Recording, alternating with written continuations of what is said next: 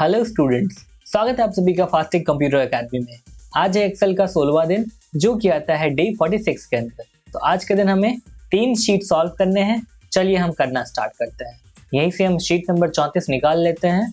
इसमें देखिए क्या है, इसमें ना हमें रिलेटिव एंड एब्सोल्यूट जो कॉन्सेप्ट होता है सेल का कॉन्सेप्ट, उसे हमें यूज करना है। ठीक है, तो सबसे पहले तो हमें यहाँ पे टोटल सेल निकालना है। यूनिट प्राइस यहाँ पे दिया गया है, क्वांटिटी सोल्ड दिया गया है, तो टोटल सेल निकल जाएगा। ठीक है, इक्वल टू मैं यूनिट प्राइस ले लेता हूं, है ना, मल्टीप्लाई बाय क्वांटिटी सोल्ड। अब देखिए इसमें ना दोनों चीजें रिलेटिव ही है ना, इसमें कोई एब्सोल्यूट वैल्यू है नहीं, तो मैं इसे ड्रैग कर लेता हूं। इसमें कुछ ज्यादा तामझाम है नहीं। अब यहाँ पे थोड़ा बहुत तामझाम है। देखिए यहाँ पे हमें क्या पता करना है, कमीशन अमाउंट। यहाँ पे देखिए कमीशन का ना आपको एक ड्रॉप डाउन दिया गया है। इसमें आपको बताना है कि टोटल का कमीशन कितना लगेगा, अगर कमीशन 10% हो, 15% हो या 20%। ठीक है, तो मैं यहाँ पे क्या करूंगा, equal to total multiply by commission. तो अब हमें क्या करना पड़ेगा ना, कमीशन को हमें टोटल फ्रिज करना पड़ेगा, यानी कि एवरीथिंग एब्सोल्यूट करना पड़ेगा। ठीक है, तो इसके लिए मैं F4 की दबा लूंगा। तो इससे क्या होगा कि डॉलर का साइन ये कॉलम के नेम के पीछे भी एंड रो के नेम के पीछे भी, ये होता है टोटल एब्सोल्यूट। इसमें कुछ भी रिलेटिव नहीं है। ठीक है, मैं एंटर मार लेता हूं। तो क्या होगा, कमीशन अमाउंट आपका फिक्स रहेगा और यहाँ पे जो टोटल अमाउंट है ये आपका रिलेटिव रहेगा। तो ये टोटल अमाउंट मूव करेगा, कमीशन अमाउंट मूव नहीं करेगा।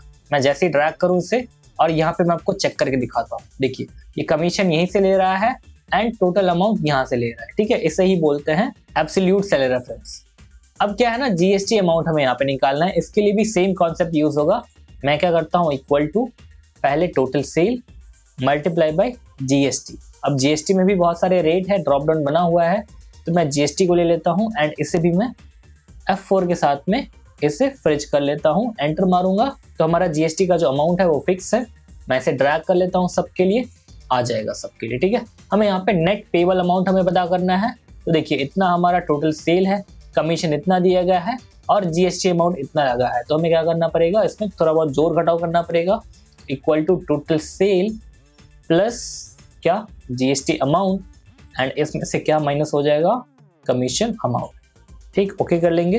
जितना भी रहेगा आप देख लेना कितना रह रहा है। मैं ड्रैग कर लेता हूँ। यहाँ पे भी एक छोटा सा टेबल है। यहाँ पे ना हमें मिक्स रेफरेंस का यूज करना है, मिक्स सेल रेफरेंस का।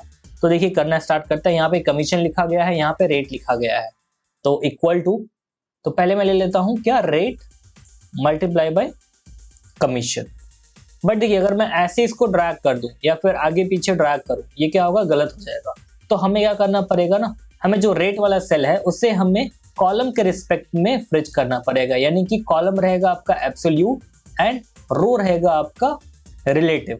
तो मैं क्या कर लेता हूं, अगर मुझे कॉलम को एब्सोल्यूट बनाना है, रो को एब्सोल्यूट नहीं बनाना है, तो F4 को 3 बार प्रेस करेंगे, 1 2 3। ठीक है, इससे क्या होगा, डॉलर का जो साइन है वो जो कॉलम का नाम है उसके पीछे चला जाएगा। ठीक है, तो इससे क्या हो जाएगा, हमारा कॉलम जो है वो एब्सोल्यूट हो जाएगा। अब यहाँ पे हमें क्या करना पड़ेगा, यहाँ पे हमें रो को एब्सोल्यूट करना है।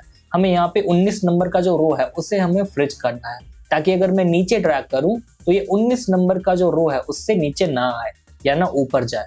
इसके लिए क्या करेंगे, F4 को 2 बार प्रेस करेंगे, 1 2। तो इससे क्या होगा कि देखिए डॉलर का जो साइन है वो 19 के पीछे चला जाएगा। ठीक है, तो ये आपका टोटल मिक्स रेफरेंस इसे बोलते हैं। ये हो गया हमारा। एंटर मारते हैं एंड यहाँ पे हम सबको सिलेक्ट कर लेते हैं, जितने भी सेल पे हमें ड्रैग करना है। तो पहले मैं कंट्रोल D से डाउन ड्रैग कर लेता हूँ, कंट्रोल R से राइट ड्रैग कर लेता हूँ। ठीक, नेक्स्ट शीट की तरफ बढ़ते हैं हम। शीट नंबर 35 भी हमें सॉल्व करना है।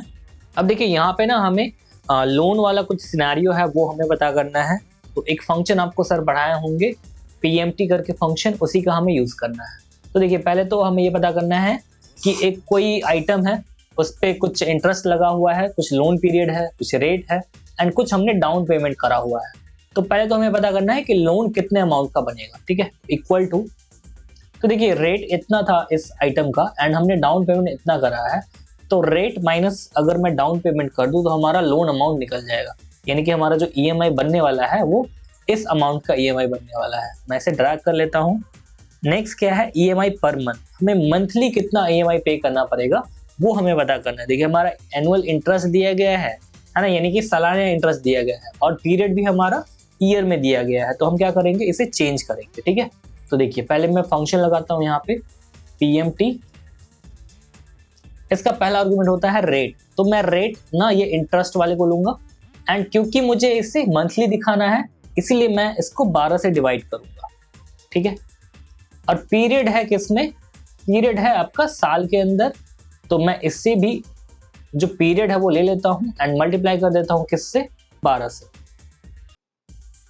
कॉमा PV यानी कि प्रिंसिपल वैल्यू कितना है, तो प्रिंसिपल वैल्यू है ये लोन अमाउंट। ठीक है, एंटर मारते हैं, पर मंथ का हमारा EMI निकल के आ जाएगा।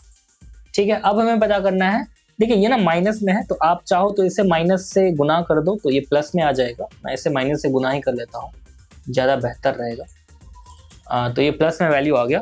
अब हमें पता करना है कि हमने टोटल अमाउंट कितना पे करा है। ठीक है, ऐसा EMI हम इतने रुपए करके हर एक महीने पे कर रहे थे, तो हमें लास्ट में कितना, मतलब इन टोटल हमें कितना पे करना पड़ा, तो इक्वल टू क्या करेंगे, equal to this EMI amount multiply by कितने सालों के लिए था, ये 5 साल के लिए था, मल्टीप्लाई कर देते हैं, एक साल में कितने महीने होते हैं, तो 12, एंटर मार लेते हैं, हमें इतना अमाउंट पे करना पड़ा, एंड इसे हम ड्रैग कर लेते हैं, सबके लिए आ जाएगा।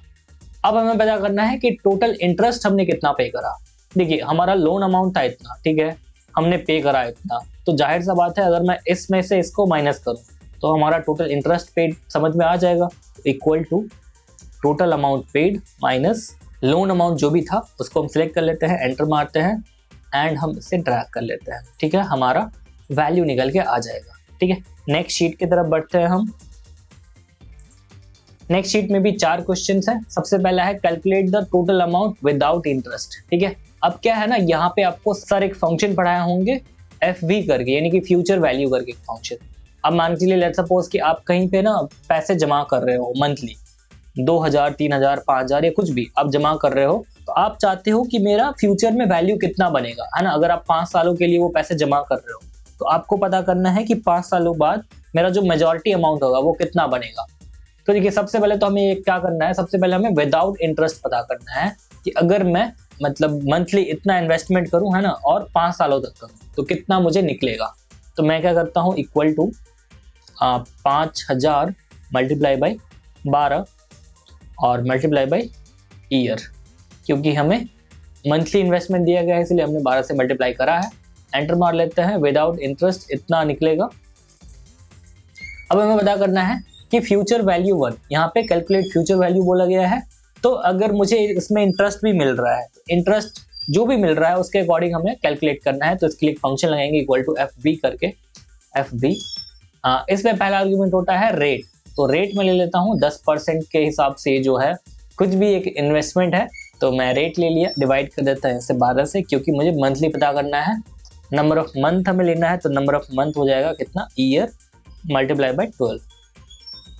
और जो हमारा PMT है वो PMT कितना है, PMT है हमारा इतना मंथली इन्वेस्टमेंट, एंड ओके कर लेते हैं, एंटर मार देते हैं, तो इतना हमारा फ्यूचर वैल्यू बनेगा। इससे भी आप माइनस से मल्टीप्लाई कर दो ताकि ये वैल्यू हमारा प्लस में दिखे, ज़्यादा बेटर रहेगा। मैं इसे ड्रैग कर लेता हूँ और इसे ऑटोफिट कर देता हूँ, तो देखिए कितना अंतर आपको दिख रहा होगा। इसमें हमें 87,000 का जो है ऑलमोस्ट हमें इंटरेस्ट मिला के मतलब मिल रहा है फ्यूचर वैल्यू 1 में। अब हमें पता करना है फ्यूचर वैल्यू 2। यहाँ पे क्वेश्चन है कि calculate future value with 2x of year. अगर ईयर हमारा दोगुना हो जाए, मतलब ये जो 5 साल है वो 10 हो जाए, 7 साल का 14 हो जाए, तब हमारा कितना अमाउंट बनेगा, मेजॉरिटी अमाउंट जो है। तो इसके लिए फिर से हम फंक्शन लगाएंगे इक्वल टू FB, और रेट में दे देता हूँ, रेट कितना, ये रेट तो वही है, रेट में तो कुछ चेंजेस नहीं है, तो रेट डिवाइडेड बाई 12। पीरियड में ले लेता हूँ 5 साल मल्टीप्लाई बाई 2 मल्टीप्लाई बाई 12। ठीक है, क्योंकि हमें दोगुना पता करना है और मंथ के रिस्पेक्ट में पता करना है। PMT में फिर से ले लेता हूँ वही जो हमारा मंथली इन्वेस्टमेंट है, एंड एंटर मार लेता हूँ, तो ये इतना वैल्यू बन रहा है। माइनस से भी हम मल्टीप्लाई कर लेते हैं ताकि हमारा नेगेटिव में वैल्यू ना आए, और इसे हम ड्रैग कर लेते हैं, ये आ चुका है। अब देखिए बहुत ज़्यादा डिफरेंस मुझे नज़र आ रहा है अभी से, तो मैं देखना चाहता हूँ कि कंपैरिजन कितना है। ठीक है, मैं फ्यूचर वैल्यू 2 में से फ्यूचर वैल्यू 1 को अगर कर दूँ माइनस, तो कंपैरिजन भी पता चल जाएगा हमारा। तो future value 2 minus future value 1। Comparison कितना आ रहा है ना, यानी कि 6 लाख रुपए आपका एक्स्ट्रा आएगा अगर आप 2 गुना कर दो तो उससे, है ना। देखो अगर आप फ्यूचर वैल्यू 1 आप देखो 387 है, 387 का डबल कितना होगा, ऑलमोस्ट शायद 76 के आसपास होगा। लेकिन यहीं पे अगर आप 2 गुना मतलब अगर आप 10 सालों के लिए जमा करो तो ये 10 के आसपास बन जाता है, 76 ना होके ये 10 के आसपास बन गया। और कंपैरिजन आप देख सकते हो इतना हमें एक्स्ट्रा मिल रहा है अगर मैं 2 गुना करूँ। मैं इसे भी ड्रैग कर लेता हूँ, सबके लिए कंपैरिजन दिख जाएगा। मैं इसे ऑटो फिट कर लेता हूँ, आ चुका है हमारा, इसमें तो करोड़ों में जा रहा है ना नीचे वाला। ठीक है, हमारा ये क्वेश्चन हो गया है। मिलते हैं अगले प्रोजेक्ट में।